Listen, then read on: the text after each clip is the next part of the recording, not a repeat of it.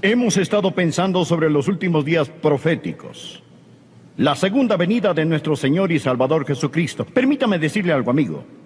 No estamos hablando sobre algo que es incidental. Estamos hablando de una doctrina fundamental de la palabra de Dios. En el Antiguo Testamento, la segunda venida de Jesucristo se menciona 1200 veces.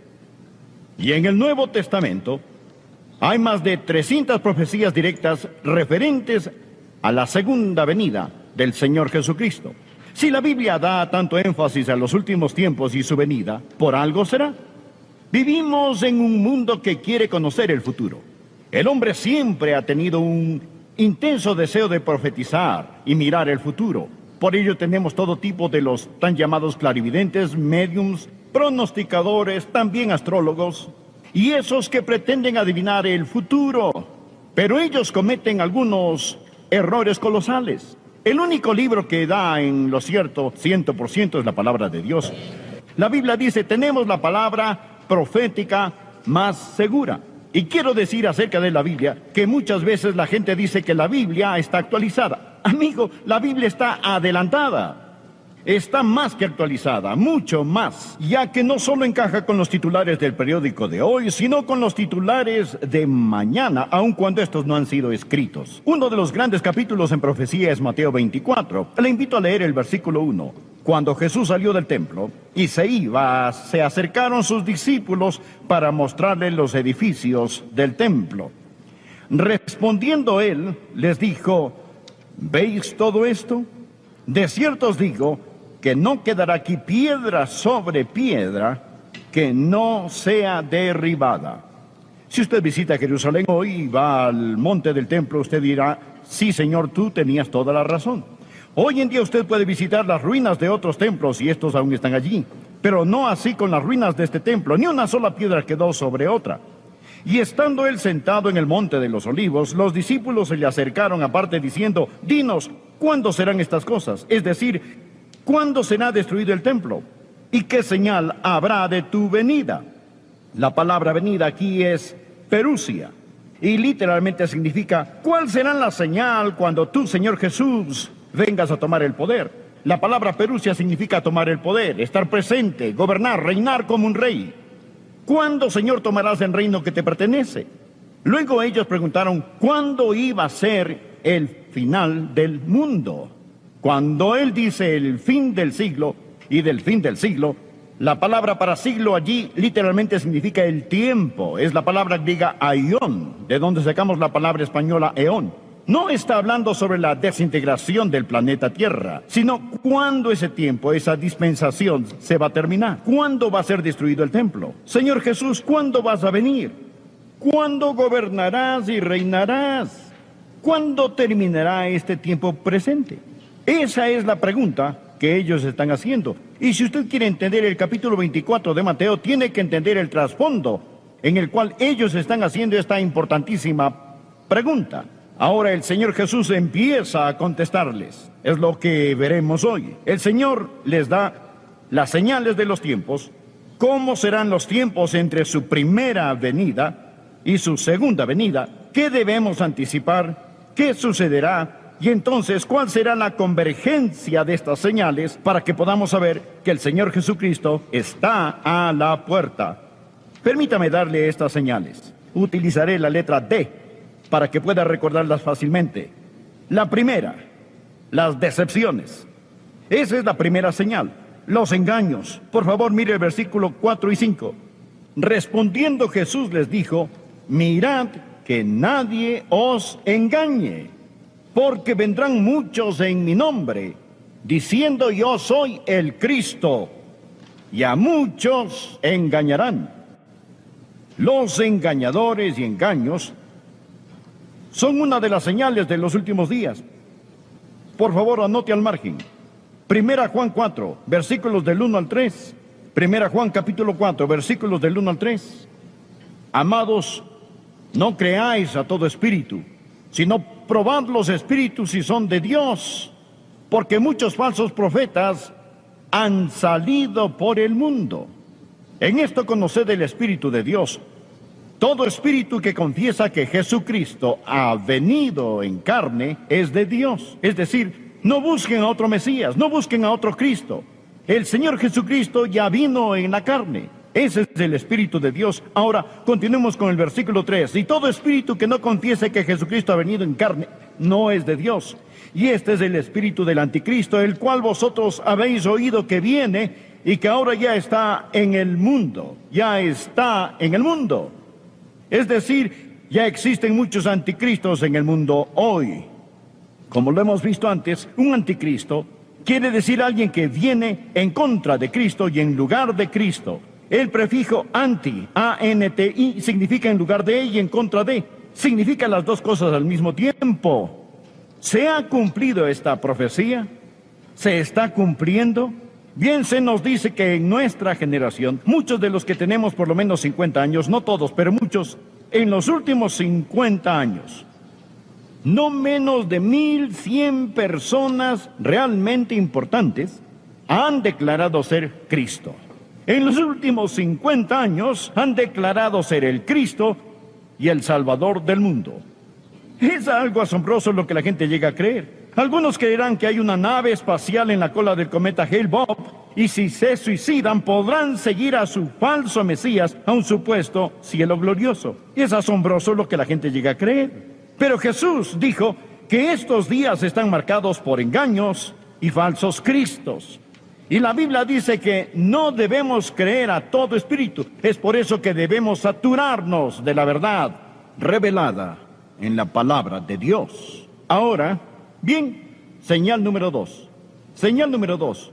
No solo decepciones, señal número 1, pero divisiones. Las divisiones, señal número 2. Mire los versículos 6 y 7, por favor. Y oiréis de guerras y rumores de guerras. Mirad que no os turbéis, porque es necesario que todo esto acontezca, pero aún no es el fin. Porque se levantarán nación contra nación y reino contra reino. Hagamos una pausa. Hablemos sobre las divisiones. Es decir, las personas a través de los siglos nunca resolverán el problema de la guerra.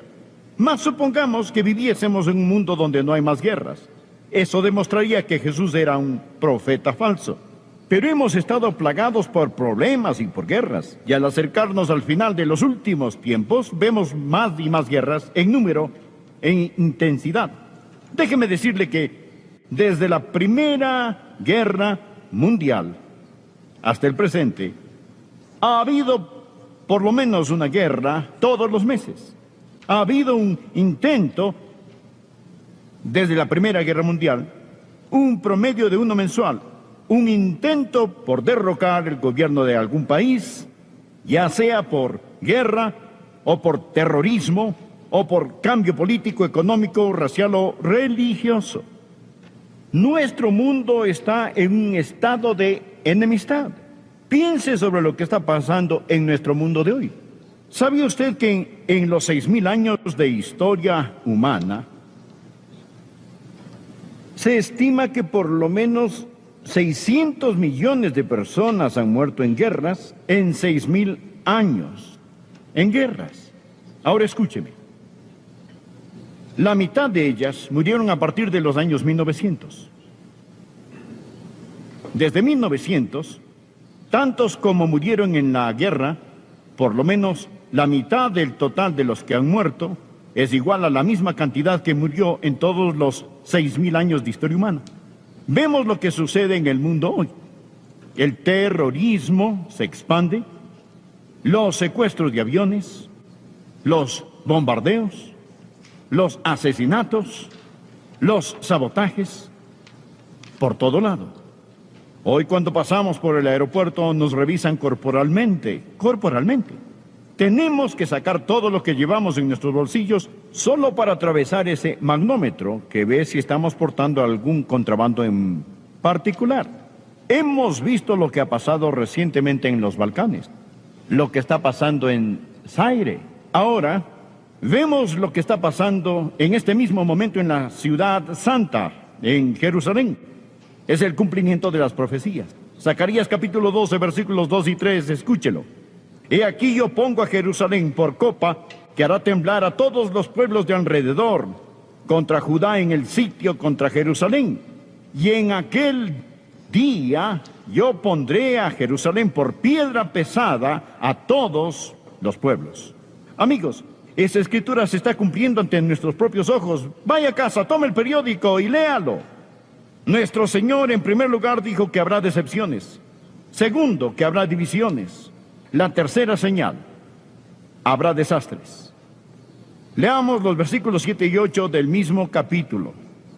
La última parte del versículo 7, y habrá pestes y hambres y terremotos en diferentes lugares. Nuestro Señor Jesús miró por el túnel del tiempo y el Señor Jesús sabía que el hombre, con todo su ingenio, sabiduría e ingeniosidad, con todos sus conocimientos agrícolas, no podía resolver el problema de la comida. Él sabía que el hambre se extendería por toda la tierra. ¿Sabe usted que hoy, en esta tan llamada sociedad moderna, estamos pasando por un tiempo de hambre inaudita? Debido a dos razones. La primera es la agricultura en sí misma. Hemos violado los terrenos. Ahora, la capa superior de la tierra está gastada. Y la segunda razón del hambre no es la agricultura, sino la guerra. Jesús nos acaba de hablar sobre las guerras. E incluso en los lugares donde tenemos comida, no podemos hacer llegar estos comestibles a las personas debido a las divisiones en esos países, lo que empeora el problema. Un biólogo muy conocido dijo, escuché lo que escribió, es desconcertante. Él dijo, no existe la más mínima esperanza de escapar un tiempo desastroso de hambre de este momento en adelante. Él está diciendo, no hay esperanza, va a venir. Él no es un predicador bautista. Él dice que es espantosamente claro que la batalla por alimentar al hombre terminará en una derrota. Es decir, perderemos la batalla. No solo la perderemos lentamente, sino estrepitosamente. Otro dijo, el planeta Tierra no es más que una sociedad que se pueda alimentar. Con la población mundial duplicándose 2 veces en este siglo, la tierra del mundo se labra tanto que un cuarto de la capa superior se está volviendo estéril, seca o se erosiona. Esto nos lleva al capítulo 6 del libro de Apocalipsis. En este capítulo 6 de Apocalipsis, la Biblia dice que el día vendrá cuando 1 kilo de trigo costará el salario de un día.